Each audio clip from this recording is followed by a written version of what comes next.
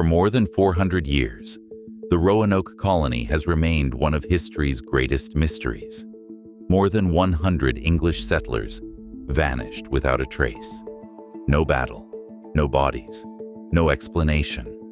Only a single word carved into a wooden post. For generations, historians searched for answers, while theories ranging from massacres to supernatural forces tried to explain what happened. The story began in 1587, when a group of English settlers arrived on Roanoke Island to establish a permanent colony in the New World.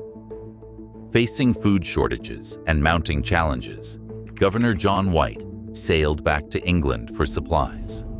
But when war delayed his return for 3 years, the colony was left on its own. When White finally came back in 1590, every settler had disappeared. But what if they never truly vanished at all? It sounded like a simple mission. It turned into a disaster. Soon after White arrived in England, war erupted with Spain.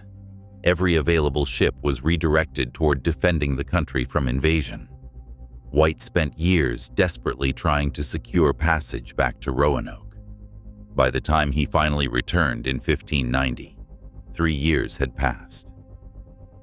As his ship approached the island, White expected to see smoke rising from chimneys and signs of life along the shoreline. Instead, there was nothing. The settlement appeared abandoned. The houses were gone. The people were gone. Even more disturbing, there were no signs of violence, no evidence of a battle, no graves, no scattered belongings. It looked as if the entire colony had simply packed up and disappeared. Then White found the clue that would puzzle historians for centuries. Carved into a wooden post was a single word: Croatoan. No explanation accompanied it. No message, no date, just one word. At first glance, it seemed like a riddle. Over time, it became one of the most famous mysteries in American history. What happened to the 115 colonists? Theories quickly spread. Some believed they had been massacred by hostile tribes. Others suspected Spanish forces had discovered and destroyed the settlement. More dramatic stories claimed disease, starvation, or even supernatural forces had wiped them out. The lack of evidence allowed speculation to flourish. For generations, Roanoke became known as the Lost Colony. And the longer the mystery remained unsolved, the stranger the theories became. One popular theory suggested the settlers had been killed shortly after White left. This explanation seemed reasonable.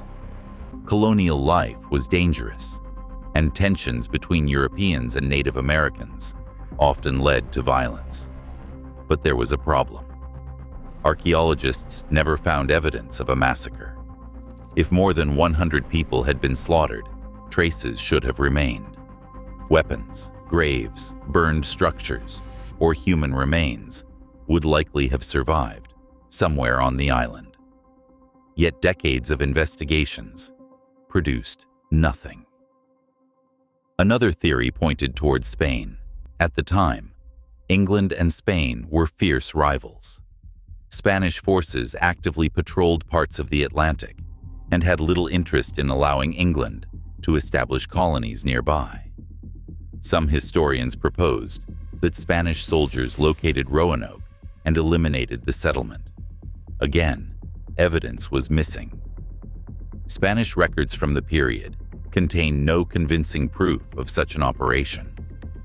Considering how thoroughly Spain documented military activities, this silence raised serious doubts. The mystery remained. Then came one of the strangest chapters in the entire story. In the 1930s, a tourist claimed to discover a stone inscribed with a message, supposedly written by Eleanor Dare, the daughter of John White. The inscription described suffering, death, and attacks against the colony. The discovery attracted national attention. Soon, dozens of additional stones surfaced. Many people believed the mystery had finally been solved. There was only one problem. Most of the stones were fake. Experts eventually exposed them as elaborate hoaxes designed to profit from public fascination with Roanoke. The mystery returned to square one. But while the public chased sensational stories, a different answer was quietly waiting to be discovered. And it began with an old map. More than 4 centuries after the colony vanished, researchers examined a map drawn by John White himself. At first, it seemed like an ordinary historical document.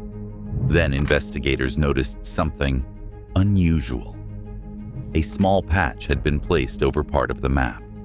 Using modern imaging techniques, researchers looked beneath the patch. Hidden underneath was the outline of a fort. The location immediately caught attention. It sat roughly 50 miles inland from Roanoke Island. Suddenly, a forgotten detail from White's writings became incredibly important. Before leaving for England, White had recorded discussions about moving the colony farther inland. The settlers understood Roanoke's vulnerabilities. Food shortages and coastal exposure made survival difficult. Relocating may have been their best chance. The hidden fort appeared to support exactly that possibility. The discovery transformed the investigation. For the first time, researchers had a location worth exploring. Archaeologists turned their attention away from Roanoke Island and toward the mainland. What they found changed everything. Excavations uncovered fragments of English pottery buried deep within the Carolina interior. At first, that might not sound remarkable, but context matters. These artifacts appeared in areas occupied primarily by Native American communities during the late 16th century. The objects did not belong there. Even more important, the artifacts matched the exact period of the Roanoke colony. Suddenly, the idea of an inland migration seemed far more likely. The settlers may not have vanished, they may have moved. Then researchers made another important observation. Some artifacts, commonly found at later English settlements, were missing. This helped date the discoveries to the Roanoke era rather than later colonial expansions. The evidence suggested that at least some colonists had successfully relocated inland. Yet that was only part of the story. Remember the word carved into the post: Croatoan. For centuries, many people treated it as a mystery. In reality, it was a place. Croatoan was the name of an island located to the south of Roanoke, now known as Hatteras Island. It was also home to a Native American tribe, friendly to the English settlers. This fact changed the entire perspective. If the colonists had planned to move, Croatoan was the most logical destination. And remarkably, local oral traditions had been saying exactly that for generations. Stories passed down among descendants claimed that English settlers had joined native communities and eventually blended into them. For a long time, historians dismissed these accounts. Then, archaeology began proving them right. Recent excavations uncovered sites where Native American and English artifacts appeared together. European tools sat alongside indigenous pottery. Objects from both cultures were mixed within the same living spaces. The findings suggested cooperation rather than conflict. Instead of evidence of war, archaeologists found evidence of coexistence. The implications were enormous. The colonists may have survived by integrating into local communities. Rather than maintaining an isolated English identity, they adapted. They learned new skills. They adopted local knowledge. And over time, they may have become part of the population around them. What once seemed impossible suddenly appeared probable. Then science introduced another piece of the puzzle: DNA. Modern genetic research has opened doors that historians could only dream about. By studying family lineages and genetic markers, researchers have searched for connections between modern populations and Roanoke settlers. Several intriguing matches have emerged. Some descendants living in the region today carry genetic signatures that align with families known to have been present at Roanoke. While DNA alone cannot solve the mystery completely, it strengthens the growing body of evidence pointing toward assimilation rather than disappearance. The more researchers investigate, the more the story changes. The Lost Colony may never have been lost. It may have simply transformed. For centuries, people imagined a dramatic ending, a massacre, a catastrophe, a mysterious disappearance. But reality is often more complex, and sometimes more fascinating. Faced with starvation, isolation, and uncertainty, the settlers may have made the most human decision possible. They adapted. Instead of clinging to a failing colony, they joined the communities around them and built new lives. If that happened, then Roanoke was never a story about people vanishing.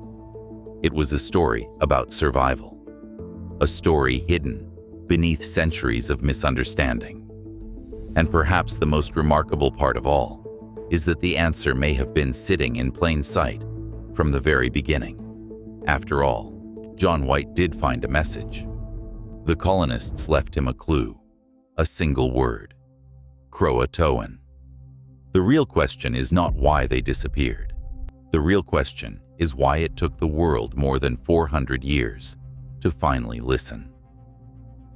Thanks for watching. Don't forget to subscribe for more history mysteries and unexplained discoveries.